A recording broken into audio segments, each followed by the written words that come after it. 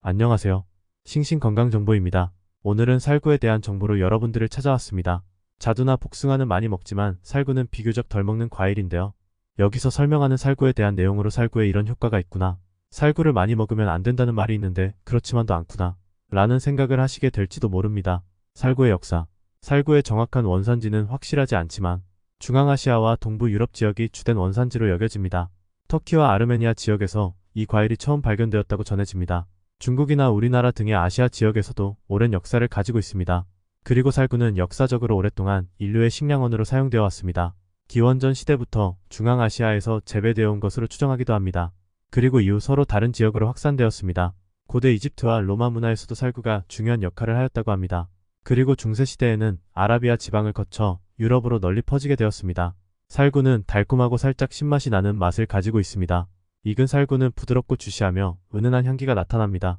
과일의 당도와 풍미는 다양한 품종에 따라 다를 수 있지만 자두나 복숭아보다도 맛있었던 적이 있었던 것 같아요. 그 영양학적 효능도 꽤 우수하죠. 살구의 효능. 첫째, 눈 건강에 좋습니다. 살구는 비타민 어와 카로티노이드라는 영양소를 풍부하게 함유하고 있어 눈 건강에 긍정적인 영향을 미칠 수 있습니다. 이러한 영양소들은 시력을 유지하고 눈 건강을 지원하는 데 중요한 역할을 합니다. 학창시절에 비타민 A를 쓸 적에 눈처럼 그려서 눈에 좋다는 것을 외우던 기억이 납니다. 비타민 A는 시력을 유지하고 향상시키는 데 중요한 역할을 합니다. 눈의 망막에 있는 시각색소인 로도필린을 생성하고 유지하는 데 도움을 주며 부족하게 되면 야맹증, 야맹병과 같은 눈 건강 문제가 발생할 수 있습니다. 카로티노이드는 생소할 수 있는데요. 이것은 눈 건강을 지원하는 항산화 작용을 합니다. 항산화 작용은 눈 내부에서 발생하는 산화 스트레스를 줄이고 눈 건강을 지키는 역할을 합니다. 또한 카로티노이드는 눈의 노화 과정을 지연시키고 망막 건강을 유지하는 데 도움이 될 수 있습니다. 살구를 먹으면 이러한 영양소들로 눈의 건강한 조직을 형성하는 데 도움을 주어 시력을 유지하고 보호할 수 있습니다. 또한 눈 내부의 염화, 칼슘과 마그네슘을 균형 있게 조절하는 데 도움을 줄 수 있어 눈의 굴절률과 초점 조절에도 긍정적인 영향을 미칠 수 있다고 합니다. 둘째, 변비 예방에 효과가 좋습니다. 살구는 식이섬유가 풍부한 과일 중 하나로 식이섬유는 변비 완화에 큰 도움이 됩니다. 식이섬유는 대변의 부드러움과 운동을 촉진하여 배출을 원활하게 해줄 수 있습니다. 그리고 살구에는 포도당과 소화를 돕는 효소들이 함유되어 있습니다. 이러한 성분들은 소화 과정을 원활하게 하고 변비를 완화하는 데 기여할 수 있습니다. 또한 살구에는 자연적으로 물분이 많이 함유되어 있어 수분을 공급하여 대변을 부드럽게 만들어줄 수 있습니다. 이는 변비를 완화하고 재발을 방지하는 데 도움을 줄 수 있습니다. 셋째, 피부 미용에 좋습니다. 살구에는 비타민C와 수분 함량이 높은 편입니다. 비타민C는 콜라겐 생성에 중요한 영향을 미치며 콜라겐은 피부 탄력과 윤기를 유지하는 데 핵심적인 역할을 합니다. 살구에 함유된 비타민C는 피부 조직의 건강을 촉진할 수 있습니다. 그리고 살구는 수분 함량이 높아 피부에 수분을 공급하는 데 도움이 될 수 있습니다. 충분한 수분 공급은 건강한 피부를 유지하고 건조와 탄력 상실을 예방하는 데 도움이 됩니다. 또한 우리의 피부는 자외선으로 인해서 세포가 손상되는데 이를 보호해줍니다. 비타민C와 비타민 E가 들어있기 때문이죠.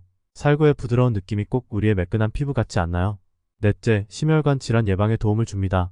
살구에는 칼륨이 풍부하게 함유되어 있습니다. 칼륨은 혈압을 조절하고 심장 건강을 지원하는 데 중요한 역할을 합니다. 적절한 칼륨 섭취는 혈압을 안정시키고 심혈관 건강을 촉진할 수 있습니다. 또한 살구에는 비타민C와 베타카로틴과 같은 항산화 물질이 들어있습니다. 항산화 물질은 동맥벽 내 염화칼슘 노화를 지연시키고 동맥경화를 예방하는 데 도움을 줄 수 있습니다. 그리고 살구는 식이섬유가 풍부하게 들어있어 콜레스테롤 수치를 조절하고 심장 건강을 지원하는 데 도움을 줄 수 있습니다. 식이섬유는 콜레스테롤을 높은 수준으로 상승시키는 것을 방지하고 동맥 건강을 개선하는 데 도움을 줄 수 있습니다. 이뿐만 아닙니다. 살구에는 아미노산인 아르기닌이 함유되어 있습니다.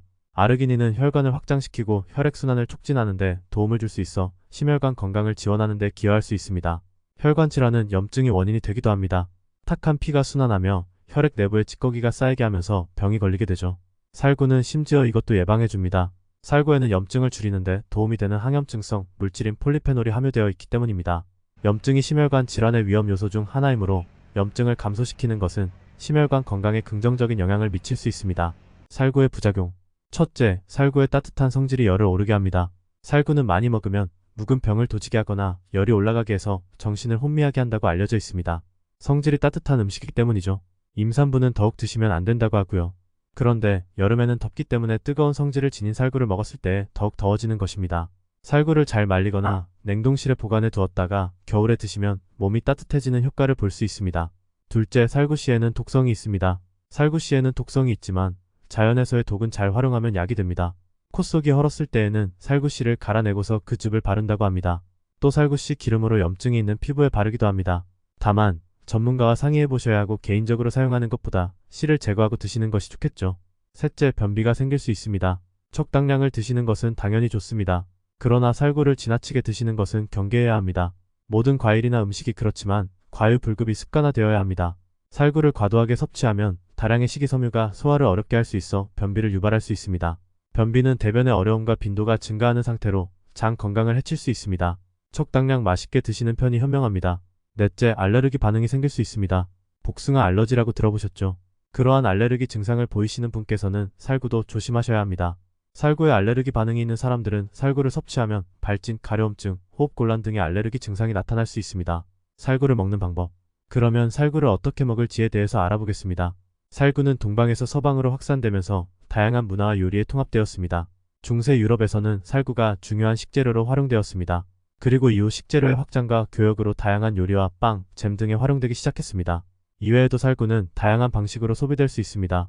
생으로 먹는 것 외에도 다양한 요리에 활용됩니다. 잼, 파이, 커피 케이크, 아이스크림, 샐러드 등의 음식에 넣어 맛을 살리는 데 사용됩니다. 또한 살구는 갈아서 주스나 스무디로 만들어 마실 수도 있습니다. 저장 방법. 살구는 익으면 상대적으로 빠르게 상할 수 있습니다. 익을수록 물렁거리기 때문이죠. 그러기에 신선함을 유지하도록 냉장고에 넣어 보관하는 것이 좋습니다. 또는 익은 살구를 냉동실에 보관하거나 잼 등의 형태로 가공하여 둔다면 오랫동안 유용하게 사용할 수 있습니다. 살구 지금부터 드셔보세요. 어떠신가요? 일상에서의 건강습관 한 가지씩 만들어 보세요. 지금의 건강습관이 미래의 건강을 바꿉니다. 다음에 더 좋은 정보로 여러분들께 찾아뵙겠습니다. 지금까지 싱싱건강정보였습니다. 감사합니다.